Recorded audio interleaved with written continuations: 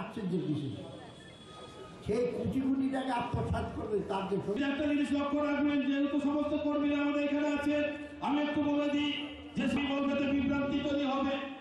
অনেকে এসেছে প্রতীকটা খুঁজে পাবেন না, আমি তাদের যুদ্ধের যে সার্থকতা সেটা দেখাতে হবে। আমার কাছে একটাই কথা, যে কথাটা আমি বল, বাংলাকে সন্ত্রাসমুক্ত করার জন্য আমাদের প্রার্থী শ্রী শঙ্কর সিং মহাশয়কে এই নির্বাচনী সভা কর্মী সভা যারা লিখতে চান সেই নামটা লিখুন। আজকে হচ্ছে এই অবস্থাটা